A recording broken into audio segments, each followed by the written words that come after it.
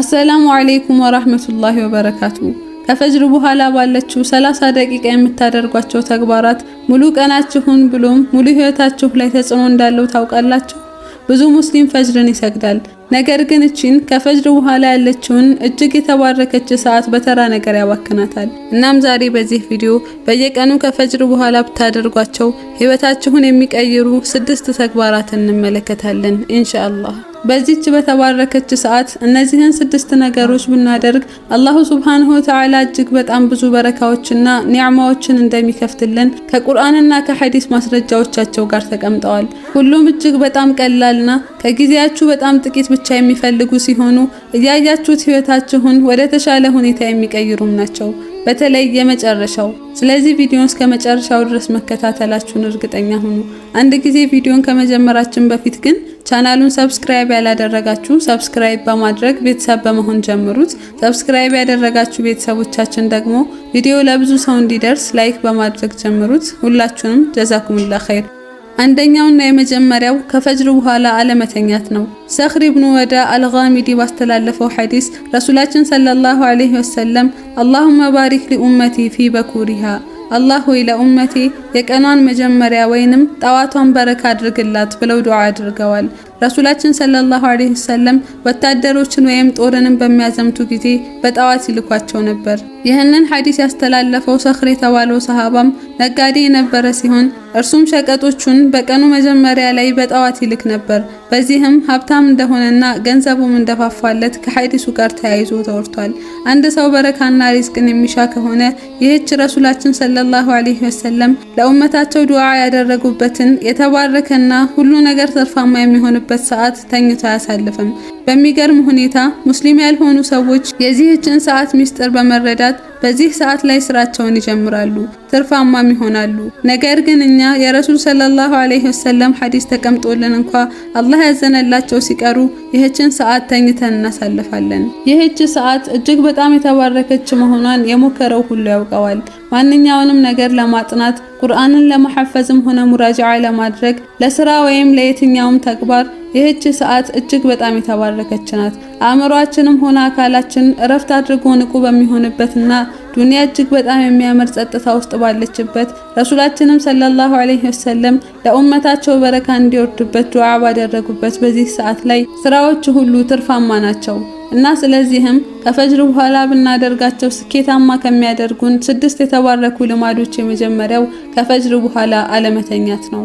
ሁለተኛው አተህሚድ ወይንም አላህን ሱብሓነሁ ወተዓላን ማመስገን ነው። ሁዘይፋ ቢን የማኒ ረዲየላሁ ዐንሁ እንደዘገበው ረሱላችን ሰለላሁ ዐለይሂ ወሰለም ከእንቅልፋቸው ሲነሱ አልሐምዱሊላሂ አለዚ አህያና በዕደማ አማተና ወኢለይሂ ኑሹር፣ ምስጋና ለአላህ የተገባ ነው፣ ያ ከገደለን በኋላ መልሶ ሕያው ያደረገን መሰብሰቢያም ወደሱ ነው ይሉ ነበር። መሪያችንና ተምሳሌታችን የሆኑት ረሱላችን ሰለላሁ ዐለይሂ ወሰለም ልክ ከእንቅልፋቸው ሲነቁ አላህን በማመስገን ነበር ቀናቸውን የሚጀምሩት። ይህንን ከረሱላችን ሰለላሁ ዐለይሂ ወሰለም የተገኘ ዱዓ ማድረግ በጣም ቆንጆ ሱና ሲሆን ከዛ ውጪም ግን በፈለግነው ቃላትና ቋንቋ አላህን ሱብሓነሁ ወተዓላን አብዝቶ ማመስገን ያስፈልጋል።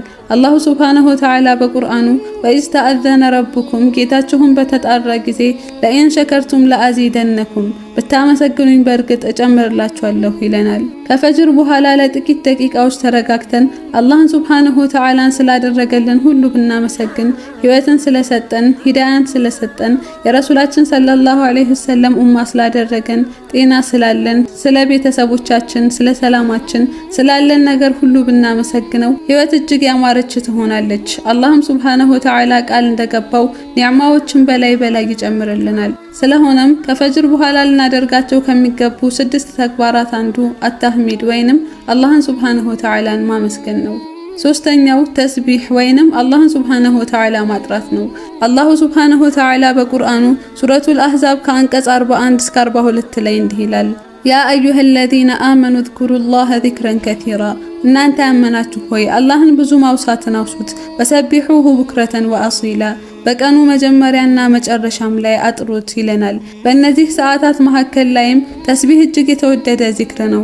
ነገር ግን በእነዚህ ሰዓታት በቀኑ መጀመሪያ ወይም መጨረሻ ላይ ደግሞ እጅግ የተወደደና የተላቀም ነው። ጃቢር ኢብኑ አብደላህ በዘገበው ሰሂህ ሐዲስ ረሱላችን ሰለላሁ ዐለይሂ ወሰለም አላ ኡኽቢሩኩም ቢሸይኢን አመረ ቢሂ ኑሁን ኢብነህ ነቢዩላህ ኑህ ዐለይሂ ሰላም ልጁን ያዘዘበት የሆነን ነገር ልንገራችሁ አሉና ኢነ ኑሐን ቃለ ሊብኒህ ኑህ ለልጁ እንዲህ አለው ይላሉ።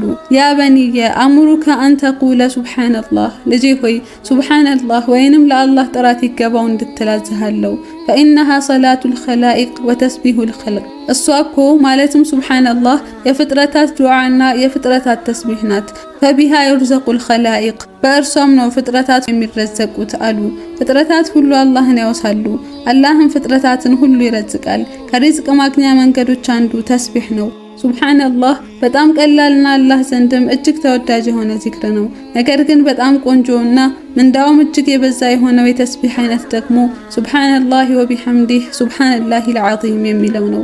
ረሱላችን ሰለላሁ ዐለይሂ ወሰለም ይህንን ዚክር ኸፊፈታኒ ዐለል ሊሳን ሐቢበታኒ ኢለር ረህማን ለምላስ በጣም ቀላልና አራህማን ዘንድም እጅግ በጣም ተወዳጅ በማለት ገልጸዋቸዋል። ከፈለጋችሁ ደግሞ አምስቱንም ዚክሮች ጠቅልሎ የያዘውን ተስቢህ ማለትም ሱብሓነላህ ወልሐምዱሊላህ ወላ ኢላሃ ኢላላህ ወላሁ አክበር ወላ ሐውለ ወላ ቁወተ ኢላ ቢላህ ብትሉም ይቻላል።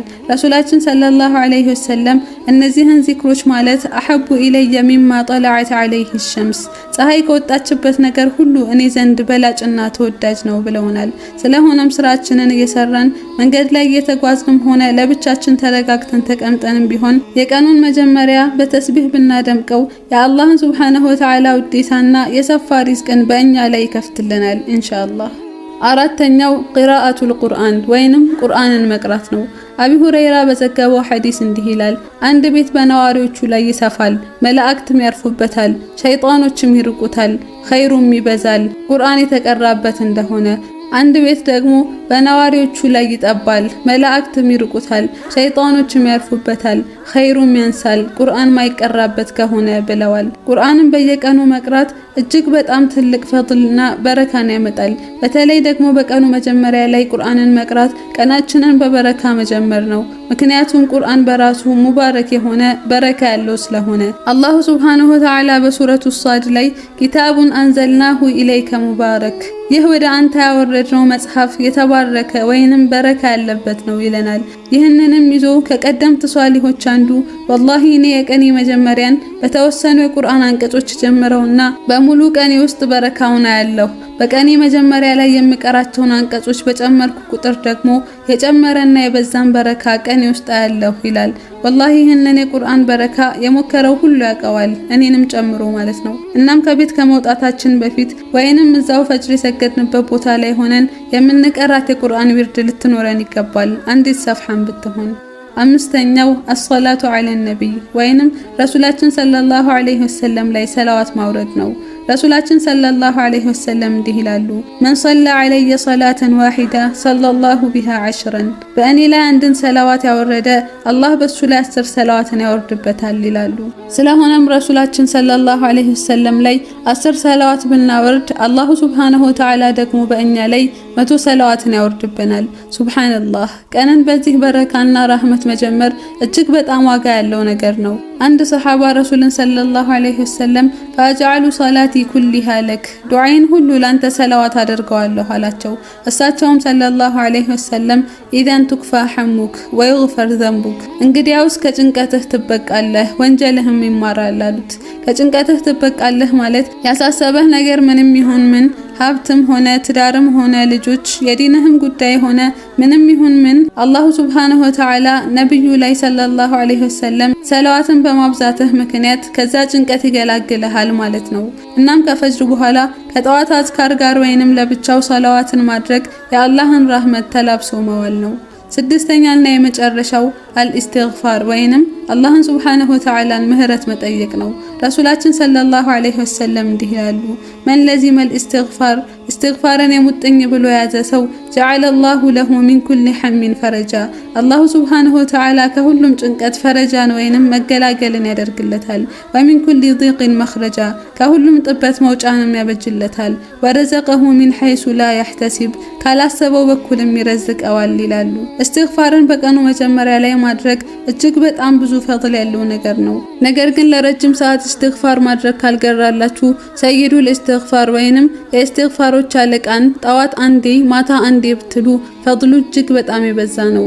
ረሱላችን ሰለላሁ ዐለይሂ ወሰለም አንድ ሰው ሰይዱል እስትግፋርን ጠዋት ብሎ ማታ ከሞተ ጀነት ገባ፣ ማታ ብሎ ጠዋት ከሞተም ጀነት ገባ ብለውናል። ሰይዱል እስትግፋር ወይንም የእስትግፋሮች አለቃ የሚባለው اللهم أنت ربي لا إله إلا أنت خلقتني وأنا عبدك وأنا على عهدك ووعدك ما استطعت أعوذ بك من شر ما صنعت أبوء لك بنعمتك علي وأبوء بذنبي فاغفر لي فإنه لا يغفر الذنوب إلا أنت የሚለው ነው። ይህንን ዚክር ጠዋት አንዴ ማታ አንዴ በእኽላስ ማድረግ ማለት ራስን ጀነት ቃል የተገባለት ሰው ማድረግ ማለት ነው። እናም ከፈጅር በኋላ ብናደርጋቸው የሪዝቅንና የበረካን በራፎች የሚከፍቱልን ከአላሁ ሱብሃነሁ ወተዓላ ጋር ያለንን ግንኙነት እጅግ የሚያሻሽሉልን 6 ተግባራት እነዚህ ናቸው። አላሁ ሱብሃነሁ ወተዓላ ለኔም ለናንተም እንዲያገራልንና በእያንዳንዳቸው እንዲጠቅመን አላህን እንማጸነዋለን።